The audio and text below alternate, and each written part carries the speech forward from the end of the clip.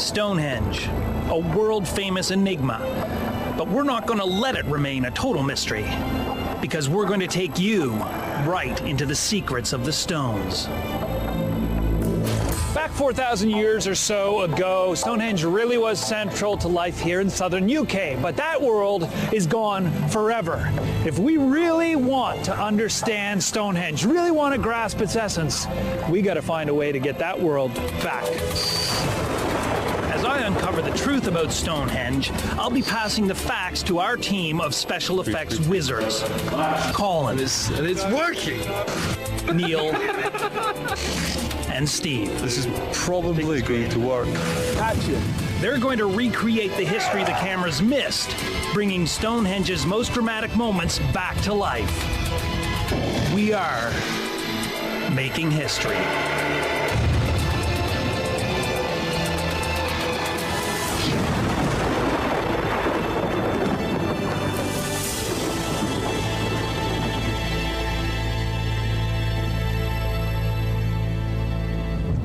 So, let me introduce you. There she be.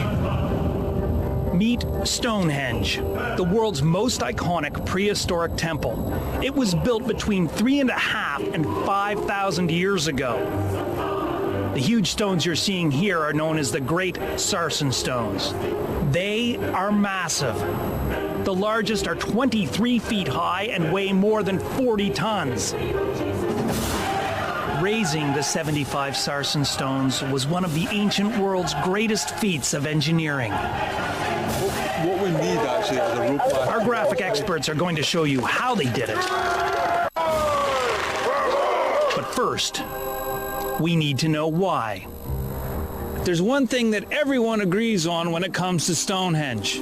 This is a machine that catches the sun. Wow. In summer, it points to the rising sun. Then in that direction, you'd have seen the sun rising. You are saying, okay, sun, thank you very much. What was it with these people in the sun?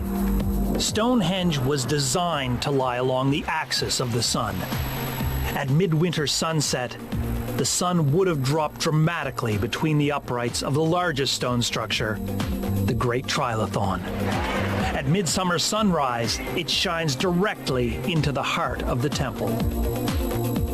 To find out why the sun was so important to the people who built Stonehenge, I'm going to see Dr. Alison Sheridan, an expert in the graves and the belief systems of prehistoric people. What was it with these people in the sun? It's because the sun gives you the heat that makes your crops grow. Yeah, and it's the heat to keep you warm. So, to me, it's not surprising that they should be, you could say, worshipping the sun. Experts believe that the winter solstice at Stonehenge was especially important because it marks the point in the year at which the sun begins to return. We know that it would have been a kind of a spiritual magnet. People would come to Stonehenge from far and wide. It would have been a major gathering place, particularly at winter solstice time. So can you sort of tell me, in your imagination, what would midwinter be like?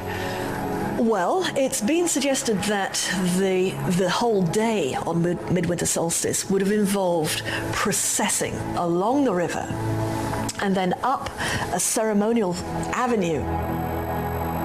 And as you get to the top, you witness the sun setting within the sort of square window. It's almost like a television screen that's made by the tallest trilithon. So, the Great Sarsen Stones aren't just the walls of the temple. They were erected to capture the power of the sun.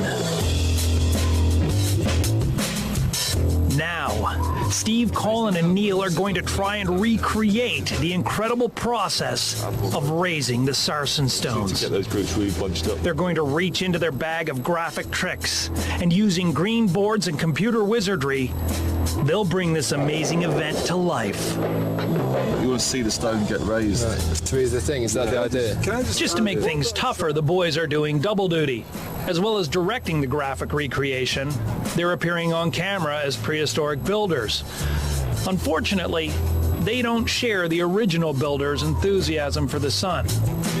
This morning's been good. It started off freezing cold, and then it's now roasting, and the reenactors are currently getting sunburned. Colin and I are extremely hot because we're wearing waders and wellies underneath togas and fur hats, so it's getting quite uncomfortable. I need to help them out by gathering some facts, so I'm going to talk to Mike Pitts, who has excavated twice at Stonehenge. When I asked him how Stonehenge was built, Mike told me that we need to think outside of the box and look all the way to Sumba in Indonesia, where they still build monuments Stone Age style. This is a megalithic tomb on Sumba. You can see it's quite a simple affair. Now this capstone is big enough to be comparable to some of the big stones here at Stonehenge, particularly the lintels, the horizontal stones. Now I've got a couple of photographs here of stones actually being moved on Sumba. The impression you get with these is of an affair where you have large numbers of people, almost chaotic looking scene. And I think that's the image we need to carry with us when we think about how this monument behind me was built. And the boys have to create this image with limited resources. We've got 9 Stone Age men to pull the rope up, and we're going to be basically moving them back again and again and again to make it look like there's maybe 150 people. Because of the impracticality of having a 20-foot sarsen rock on the chute, we've decided to do it in the computer, which is much easier to move around because there's nothing here. Julian Richards is an expert on the construction of Stonehenge. I asked him to paint us a picture of a stone-pulling team arriving on site. If you were standing here, the first thing you'd have seen was over the horizon appearing a very large group of straining, sweating people.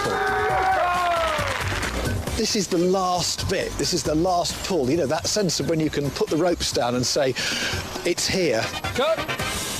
So what do we need to do now? As a prehistoric builder, this was one of my most important tools, the antler pick. Chunk of red deer antler, because of course this is what you dig the hole that the stone is going to go in with. If we tried using an antler pick, we'd never get this stone up, so we're taking a shortcut with shovels. Now we're ready to begin raising the stone. You drag the stone up towards the hole, you ramp one side of it, so you've got to somehow find a way of tilting it into the hole. Then you're going to end up with it at an angle of probably something like this. You've then got to get it completely upright, and this is where we think that they probably used something like an A-frame. I passed over Julian's instructions, and the boys have built their own A-frame. The A-frame is essentially a big lever that helped hoist up our stone that's currently not over there. Hold it, hold it. This is probably going to work, I hope, otherwise we don't get lunch. In this direction, you'd have had a wooden structure with ropes attached to it to multiply the force of people pulling to drag this stone finally into its upright position. Making sure that stone was upright and settled was quite an alarming moment. Our A-frame has given the boys the last shots they need to show us a great sarsen stone being raised. So, all they need to do now is pull together this complex, multi-layered graphic. 200 stone pullers, 150 stone raisers, and a 3D 23-foot rock. But before the boys finally make history by bringing the construction of Stonehenge to life, there's still one thing bothering me.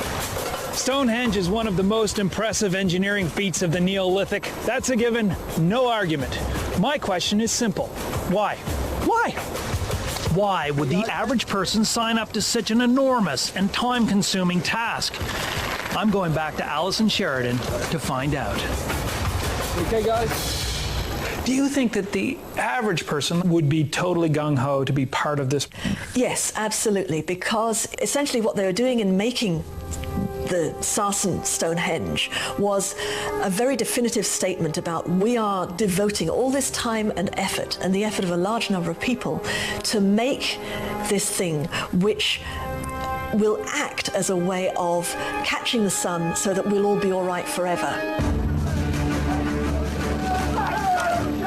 The boys are now ready to show us how experts believe Britain's greatest prehistoric temple was built. There is this very, very clear sense that they're taking part in something that is much, much bigger than them. They're not building a housing estate, they're building a cathedral.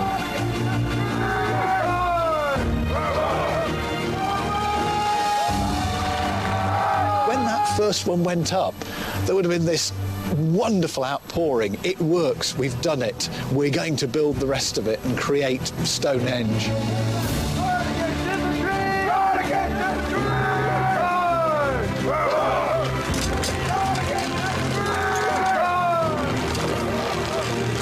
The process of constructing Stonehenge involves thousands of people.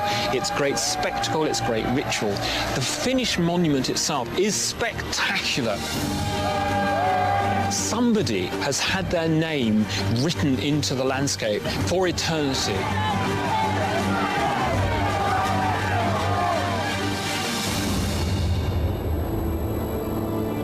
When you visit Stonehenge, it's the great Sarsen stones that strike you first. They are majestic, but they only made up about half the stones at the site.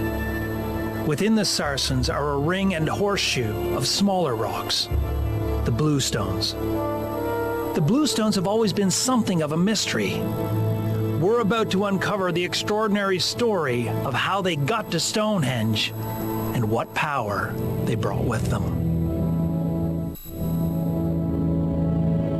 The 80 blue stones were erected sometime between 2700 and 2300 BC. Over the years, their significance had been forgotten, but in April 2008, they began to give up their secrets.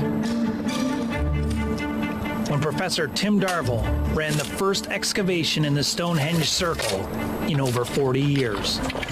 Tim dug down to the Stonehenge layer. This is the original floor of Stonehenge. He discovered a huge number of bluestone flakes. Tim believes that the people who built Stonehenge thought the bluestones had magical powers and that they used these chippings to harness the magic for themselves. This magic inspired an incredible prehistoric feat, because to get to Stonehenge, the bluestones had to be brought more than 250 miles from Carnmenon in the Preseli Mountains of Wales. The Bluestone journey gives us an amazing insight into Stonehenge people. I think the key to getting Stonehenge is going to be getting my mind into the headspace of the people who built it. The arduous journey of the Bluestones is the perfect opportunity for us to do this. The boys' challenge is to recreate this epic prehistoric journey. You're going to see a tribe from Stonehenge arrive at Carnmenon, quarry a 5-ton bluestone, and take it on the agonizingly difficult and dangerous journey back home. My job is to find out how the bluestones got to Stonehenge and what magic they brought with them. So I've come to Wales to meet Tim Darvill. Why would they come from Salisbury Plain way up here? What is it about this place, about the stone here in particular, that would have resonated with them? Well, Carnmenon was in a way one of those magic mountains, sacred mountains for these Neolithic people, and the stones themselves seem to have been really important to them because of their healing properties. And here in Wales, that really revolves around the idea that there are sacred springs, holy wells, healing springs coming out of the rock. According to local tradition, the bluestone springs of Carnmenon can cure.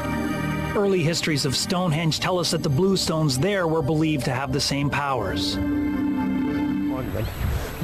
Tim and I have arrived at Carnmenon, the exact spot where the bluestones were quarried more than 4,000 years ago. The boys need to recreate this scene, so I've asked Tim to explain the dangers of quarrying a real bluestone. I think when they were up here, they would have been taking risks in getting up onto the rocks because naturally these are dangerous places. I mean, it's a dangerous place in terms of the weather and the elements. It's a dangerous place in terms of really quite great heights, great big blocks of rock which are kind of being moved around. So yes, of course, there's an element of danger to it. But how did they actually get the stone off the mountain? When you go to these rock faces, to prise them off, you really need wooden levers and ropes, and you can pull them off. And a lot of people tying, well, you can see the one right in front of us there. If you could get hold of that, you could pull down just the right sort of size block. The boys can't quarry an entire boulder, so this shot is going to take some more graphic magic. We found a small rock that we're trying to film, trying to get to fall over, basically, to make it look like it's a large rock. I'm going to give this bit of fishing wire a tug and see if we can make it look like it's been wrenched out of a quarry. Okay, ready, Steve? Pull that rock. Pull it, yank it. This is harder than it looks. We want to get the angle exactly right. So it's time for one of our studio staff to step in. Okay, 3, 2, 1, pull. Business time. Just took you to big school, mate. Oh, I loosened it. That looks like it might be the one. In our bluestone journey, you'll see this 1-foot piece of slate become a 5-ton rock. Cheers, guys. Next, the boys need to recreate the journey back to Stonehenge. Tim thinks that the stone shifters would have faced danger from other tribal groups. Some of it would have been friendly territory, some of it would have been hostile territory. So mapping their way through the landscape and working out what was the best route, I imagine, was part of the challenge of getting back. People were pretty fierce, and they certainly didn't always treat each other with quite the respect we might imagine. Yeah, we got the shot and it looks great. The boys are nearly ready to show you their recreation of the Bluestone epic. But before they do, there's one more thing I've been wondering about. You know, as I hurtle along the M4 here in England, which is roughly geographically the same route the Bluestones would have taken, needless to say, I'm going quite quickly, and it brings to mind just how different our attitudes about time and how we inhabit time, how different it is from those people who built Stonehenge and who took weeks and months to come and gather these stones and then move them. I want to know why they thought all of this time and danger and effort was worth it. Tim thinks that the challenge of the journey itself may have made it a rite of passage. What is it about bringing the Bluestones from Carnmenon? What is it that makes you think that that may have been a coming-of-age ritual? It is a big job to go and do. And one has the feeling that this is something not just of a challenge in sort of political or economic or social terms, but it's actually a challenge in personal terms. To be part of the team that goes over to get these stones is perhaps the sort of thing that would have been a rite of passage. These great epic journeys, of course, they're recounted in fictional tales like Lord of the Rings, and I think the people who came back from their journey to the Preseli must have had a story to tell the folks back home, as it were, which was every bit as gripping as something like Lord of the Rings. The boys are now ready to show you what no camera has ever seen. The young men from Stonehenge have just arrived at Carnmenon.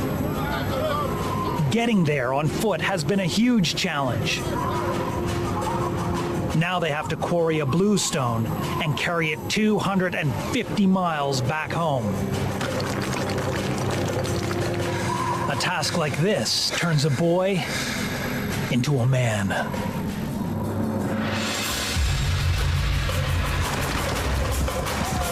Our stone shifters face the danger of quarrying a 5-ton bluestone.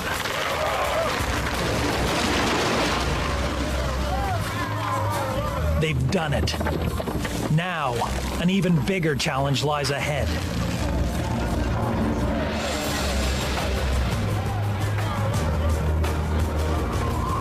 Their journey is a prehistoric epic to rival Lord of the Rings. These stone shifters need to pull their bluestone through thick forests and over barren mountains until they finally reach the sea. Then it's a treacherous journey by boat around the rocky Welsh coast, with even more peril to come.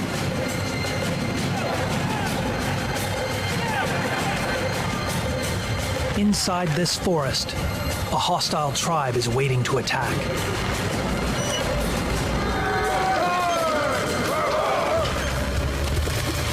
We're about to see the flying rock graphic.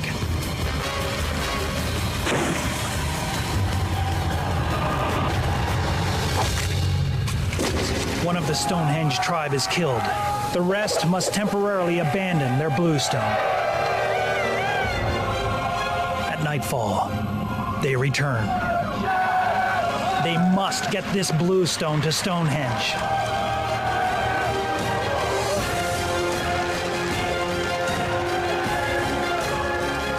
The arduous journey is nearly at an end. Stonehenge appears on the horizon. The arrival of the bluestones helped transform it into a super temple. We've brought the bluestones, and we've raised the sarsen stones. Our next challenge is to uncover one of Stonehenge's greatest mysteries: the rituals that took place inside it.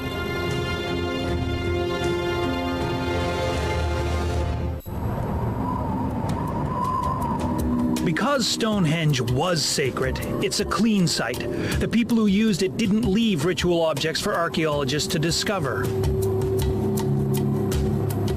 Being here is awe-inspiring, really, but quite frustrating because these stones can't or won't speak. So if I'm going to find out what happened in here, I'm going to have to look elsewhere. For our next big recreation, we're going to show you a Stonehenge sacred ritual. The boys need me to tease out the evidence this will be based on. First, we need to find out about shaman, the guys who led the ceremonies. I've got lots of questions.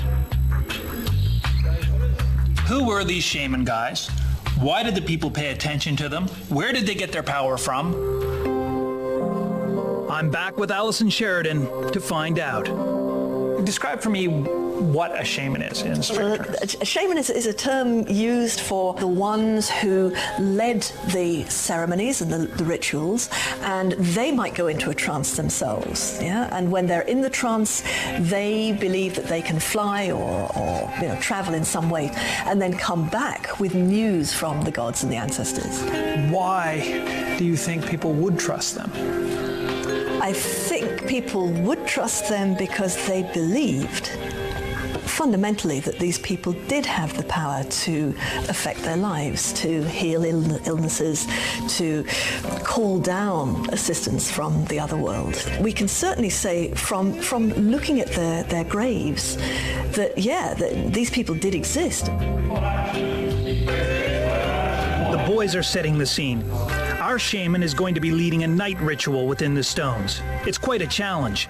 They have to figure out how to transform a modern gym into Stonehenge.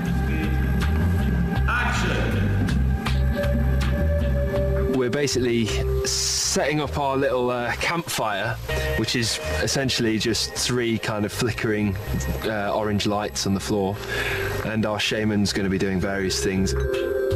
We're going to have all the stones behind them, and we're going to have stones in front as well that are going to be kind of passing into darkness and out into the henge itself. To recreate the shaman trance, we need to delve deeper into their powers. We basically want to kind of explore what these guys might have been seeing at the time when they're kind of, on this incense or being flicked with the feathers with the various substances and stuff. So we thought it'd be great to crash in on a couple of eyes, like really close up. It's really hard to actually keep your eye open because obviously you instinctively want to close it. And we found that some people were better than others. Steve was rubbish. because we're zoomed in so tight on the eyes, the person can't really move around because, you know, the tiniest bit of movement is going to be really magnified. So we've attached a bicycle helmet to a stand which locks the head still. So it looks a little bit like a torture chamber, but it's getting the desired result.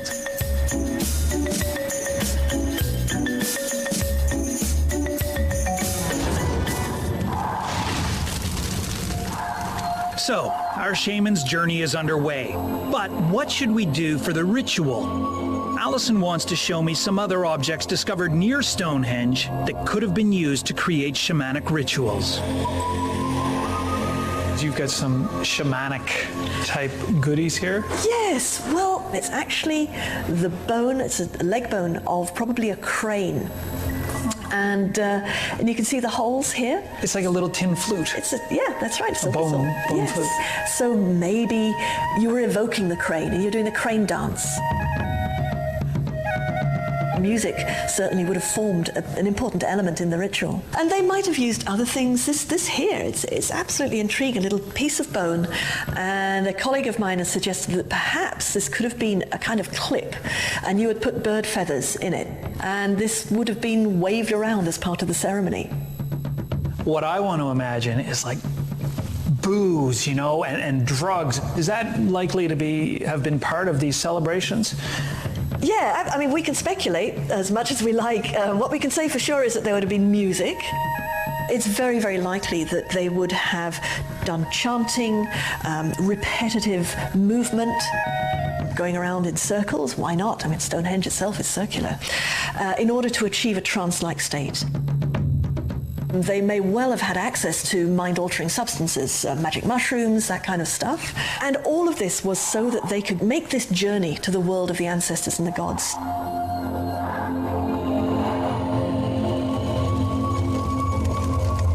So here it is, our best estimate of a Stonehenge shamanic ritual.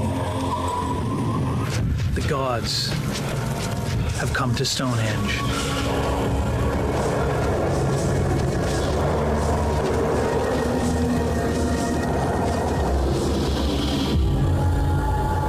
Without the people to do the ceremonies and the rituals, Stonehenge is a monument. But with the people, they are the ones who make Stonehenge meaningful.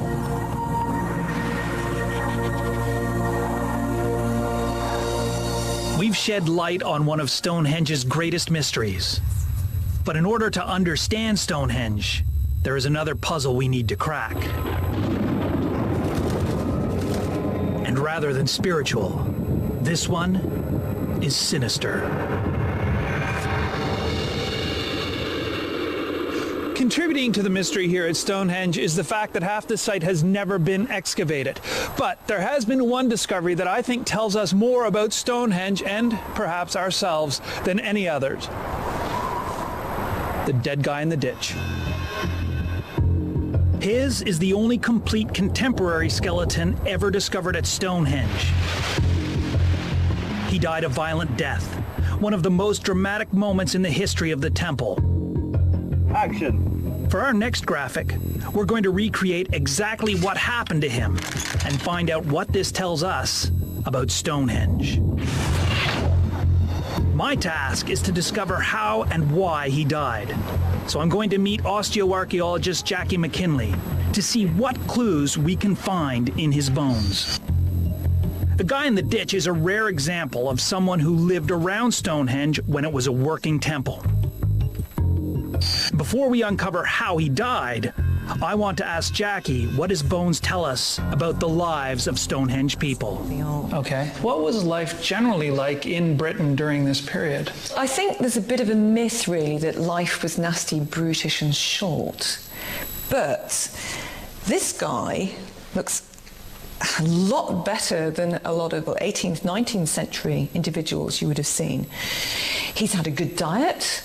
You know, he's got no indications that he had childhood deficiencies. So I think actually life was probably not that horrible. Although, as we're about to discover, it ended pretty horribly for this guy. The boys are gearing up to recreate his final moments. action. Now, what do we know about how he may have met his end? This chap here has got several things which tell us that he met a violent death. We've got 3 arrowheads in the grave with him. There's one over here, there's one here, and there's one here. Jackie showed me exactly where the fatal arrows hit. The most obvious one is actually in the sternum. You can see there's a very small nick. You'll be able to see that that corresponds with where the tip of an arrowhead has gone into the back of that sternum. So it's going to have been from behind at this side, and that's going to have had to pass through an awful lot of soft tissue before it's got in there. Yeah, and there's some important stuff in there, huh? And that would have done for him. But that isn't the only place he was hit. In this case here, we have quite small marks in the bone. Now this is where the arrow has gone through between the ribs. Now the interesting thing about this is it tells us he wasn't just shot once. We've got shots coming from either side of the body. So we've got at least 3 shots here, probably more, going into this individual from 2 different sides. So what does that indicate? Well, this wasn't just a matter of, oh, this chap's in the way, we're going to get rid of him. This guy's going down and he's definitely not going to come up again. For us to be able to see the guy in the ditch being shot from multiple angles, the boys need to figure out how to give us a 360-degree view. To achieve this effect, Hollywood movies use hundreds of cameras. We have only one. So Steve is experimenting with his office chair.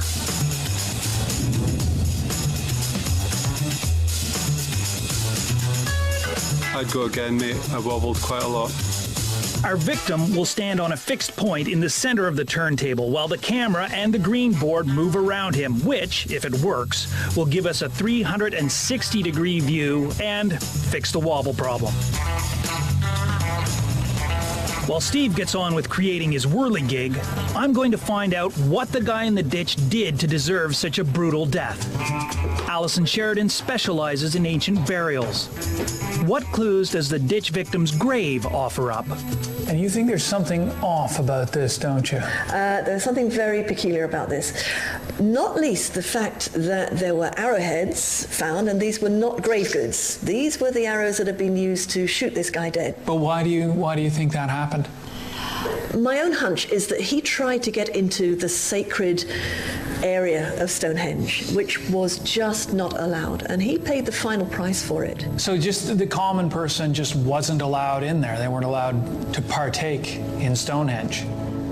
It certainly suggests that Stonehenge was a place that was sacred to a very tiny number of people. So you had to be one of the elite, and anybody else who tried to get in, they shouldn't have gone. Until I started researching this story, I'd imagined Stonehenge as somewhere the whole community was welcome. It's pretty shocking that experts believe it was reserved for an elite, and its exclusivity brutally maintained. If you're just some poor schmuck and you tried to sneak in one night to have a little time by yourself or even see what the inside of it looked like, it's like in the ditch. The whirligig is ready and the boys are about to film the 360-degree shots that will show us the death of the guy in the ditch.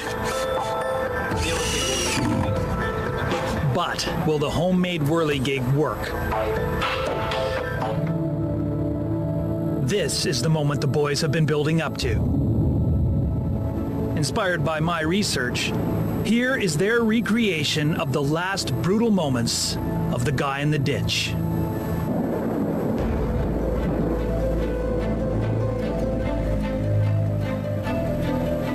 He's been seen entering the temple.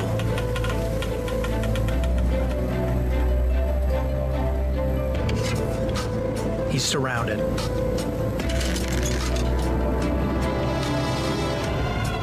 Here comes the view from the whirligig.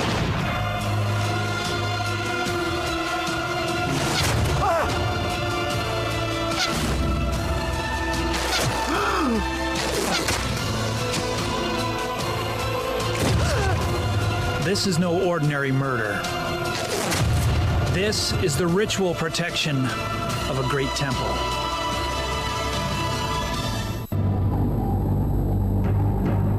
The guy in the ditch is the only prehistoric example of murder at Stonehenge. Our last mission is to discover if his brutal death was really a rare occurrence.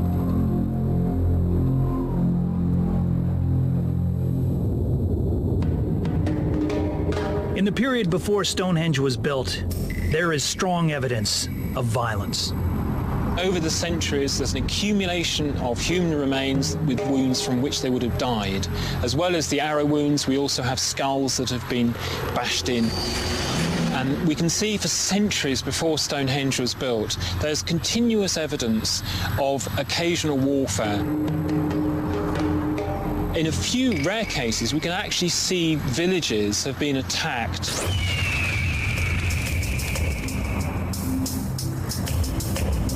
The raising of Stonehenge involved hundreds or maybe even thousands of people working in concert for the common good. So, can we, by extension, deduce that A, Stonehenge ushers in an age of peace and harmony, or B, no, not even close. Stonehenge was the product of a huge communal effort. Today, many people associate it with peaceful solstice gatherings. But was the age of Stonehenge really harmonious? I'm going back to Tim Darville and Mike Pitts to find out.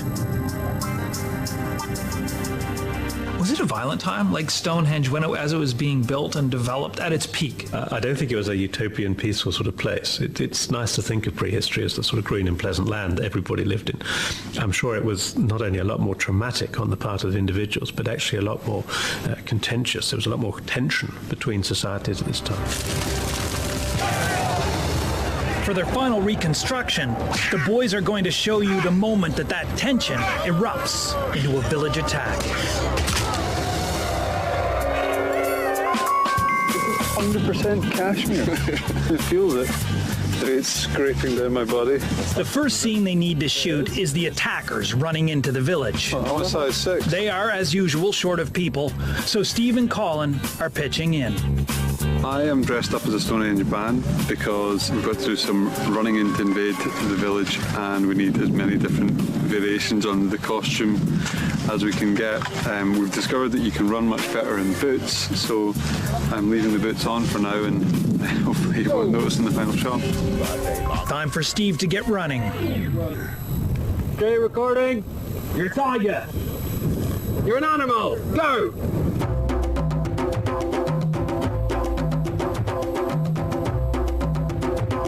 These running shots will be used to show the attackers invading the village. You guys knew you just... I want to go deeper into the world of Stonehenge. What was it about the way society was organized that created tension? What were people like? Like, what was their mindset? What was their life like? Large, if you like, political, tribal groupings must have existed. Within those groups, we'd have smaller sections of society of some sort, chieftains, if you like, clans of various sorts. Their future is often in the hands of alliances. And of course, as soon as you get alliances building up, arrangements that you think are secure, somebody realizes they've got a bit more power in this domain than they have down the road, as it were. And so tensions build up. Obviously, Colin and Steve have absolutely no experience of on-screen fighting, so our reconstruction artists are giving them some prehistoric weapons training before we start our village attack.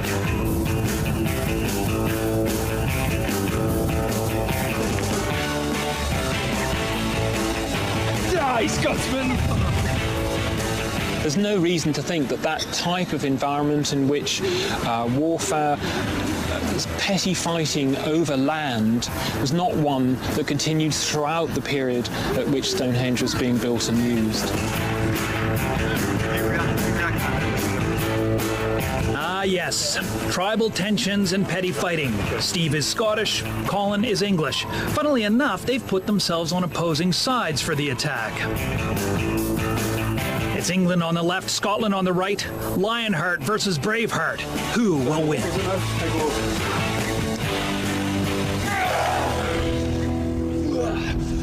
Let's see that again.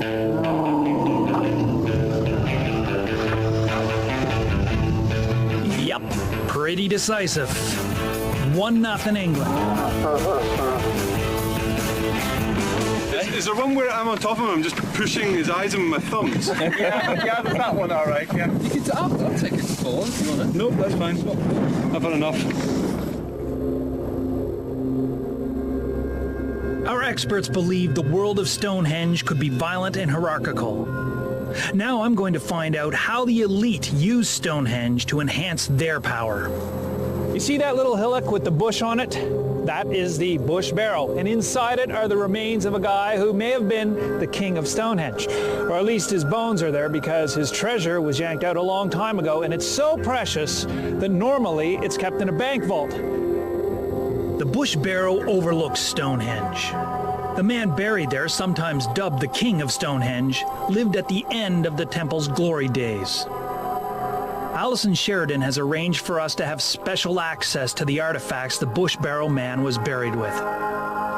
We're starting with his mace, a club designed to deliver heavy blows. The bone mounts are the originals. You see at the bottom that the end mount is slightly shinier than the others, so maybe this has seen some use somehow. Some head busting. Well, it would have been a weapon. It could have been used as a weapon. You can do somebody a lot of damage with it, yeah? But it's absolutely a symbol of power. And then he had not one, but 2 daggers, exquisite daggers. And they're huge. They are huge, yeah. This one is of copper, and this one's of bronze. This had a superb hilt of wood that was decorated with something like 140,000 gold pins. And they would have made, the most beautiful object, the most prestigious object. I mean, it's a bit like the equivalent of our crown jewels, really. Britain's first crown jewels. Britain's crown, yeah, absolutely. The stuff that was actually in the mound with him, that was buried with him, what does that say about him? That he was a very, very high-ranking individual.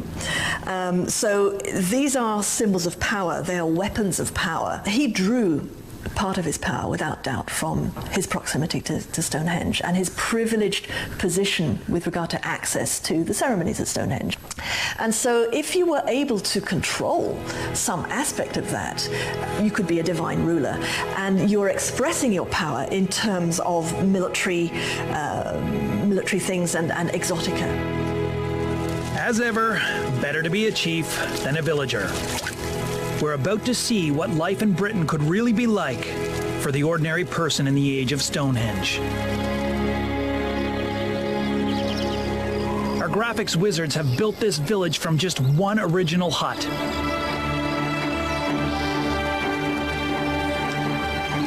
Up on the hill, a rival tribe are gathering. They plan to raze this village to the ground and take the land for themselves.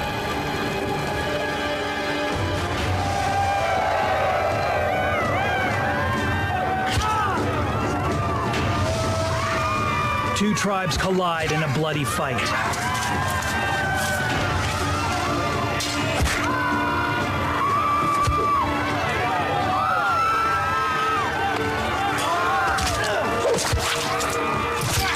Attackers win. These villagers have lost their land. We've shown you that the world of Stonehenge could be brutal. When we think of Stonehenge only as a temple, we aren't seeing the whole picture. It drew power from the heavens, but it was also a power base on Earth.